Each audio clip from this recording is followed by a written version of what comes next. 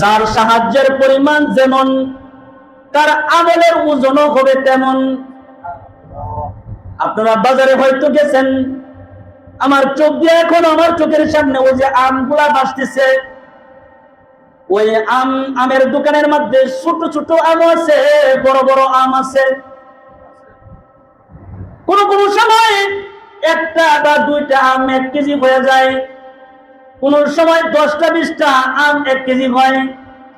ঠিক আছে, ঠিক। কারণ এটা ওজনের বেশ কম। আপনি যেমন আমল করবেন, যেমন সাহায্য করবেন, আপনার ওই সাহায্যটা যদি দিল থেকে হয়, মন থেকে হয়, একটা আম দিয়া যেমন 1 কেজি ওজন হয়ে যায়, আপনার ওই নেক কাজটা অল্পতে এমন ওজন হয়ে যাবে। আল্লাহর নবী আলাইহিস সালাতু ওয়াস সালাম বলেন, কিয়ামতের ময়দানে মানুষ উঠবে, মানুষগুলো উঠবে, কিন্তু তাদের আমল হবে অনেক বড়। এত আমল নিয়ে উঠবে যে আমলগুলো দেখলে মনে হবে এত আমল করে এসেছে, নির্ঘাত এই মানুষটা আল্লাহ পাকের জান্নাতে চলে যাবে, কারণ তার আমলের সীমাও অসীম। এত আমল সে করে আসছে, কিন্তু যখন তার আমলনামা মিজানের পাল্লায় পরিমাপ করা হবে, ওজন করা হবে, আমলের অবস্থানে দেখবে যে তার আমল অনুযায়ী ওজন তার এত বেশি না, ওজন হবে কম। আবার অনেকে অল্প আমল নিয়ে যাবে, কিন্তু তাদের মিজানের পাল্লায় আমলগুলো দেওয়া হবে। আমলগুলো দেওয়ার পরে দেখা যাবে তার বড় বড় পাহাড়ের সমান যে নেক আমল নিয়ে তিনি হাসরের ময়দানে উঠছেন, আর ওই ব্যক্তি অল্প আমল নিয়ে উঠছেন, তার অল্প আমলটাই মিজানের পাল্লায় অনেক ওজন ভারী হয়ে যাবে। এজন্য দিলের নিয়ত, দিলের ইখলাস যার যেমন মজবুত, তার আমলের ইমানের ওজন হবে মজবুত। আর একটু জোরে বলেন সুবহানাল্লাহ। তার ওজনটা হবে বড় মজবুত। এজন্য আপনার কাছে সাহায্য চাইতে আসছে ভাই, আপনি দেখলেন যে কিছুদিন আগে তারা সাহায্য করছেন, আপনি তারা বললেন কি কয়েকদিন আগেও তো সাহায্য নিলে, আজকে কেন আইলি?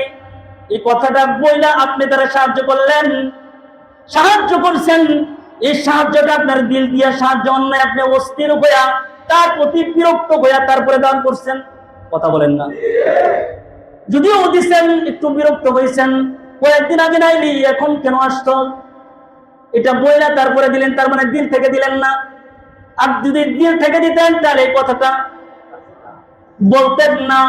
এজন্য এখানে আপনার নিয়তটা একটু গোলমাল আছে, একটু দোয়াশা আছে, কিন্তু আপনার এখানে ঈমানটা নিয়ে যদি আপনি যদি এই ঈমানের উপরে যদি আমলের একটা সিল মেরে দিতেন, নিয়তের সিল মেরে দিতেন, এই অল্প একটা সাহায্য আল্লাহ পাক 10 বছর ইতিকাফ করার সময় পরিমাণ সওয়াব দিয়ে দিতেন। তাহলে একজন মুসলমান ভাই যদি কল্যাণের জন্য আপনার কাছে আসে, আপনি কল্যাণকারী হওয়া। ওই যে আমি বলছিলাম একটা মহিলা মাছ কাটতেছে, তার মাছটা কাইটা যাওয়া, কিন্তু আমাদের সমাজে কেমনে জানেন? আমাদের সমাজে আমরা সওয়াব নষ্ট করি কেমনে তো বলতাম নি, শুনবেন শুনবেন। আমাদের সমাজে আমরা বদলা নিয়ে আনি, সওয়াবের বদলা নেই। কেমনে জানেন? ধরেন একজন মহিলা, তার স্বামী মাছ নিয়ে গেছে বাজার থেকে, এখন অনেকগুলো মাছ মহিলা কাইটা দিছে, কাইটা দেয়া কইতাছে, বুবু আমি তোর মাছটি আজ কাইটা দিতাছি, পরে তুই আমার চুলের মধ্যে একটু বিলি করে দিস। এরকম হয় না? বোন আমি তোর মাছটি কাইটা দিতাছি, পরে তুই আমার চুলের মধ্যে একটু বিলি করে দিস। মানে আপনি কিন্তু কি নিলেন গা? বদলাটা নিলেন গা। কি বদলাই দিলেন? চুলের বিলির কারণে আপনি বদলা নিলেন। আপনি যদি এটা না বললে আল্লাহর জন্য যদি করেন, তাহলে আল্লাহ তাআলা সওয়াব দান করবেন। আমি তোর সন্তানের বিয়ার মধ্যে 50,000 দিতেছি, আমার ছেলের বিয়া হইলে তুই 1 লাখ দিস।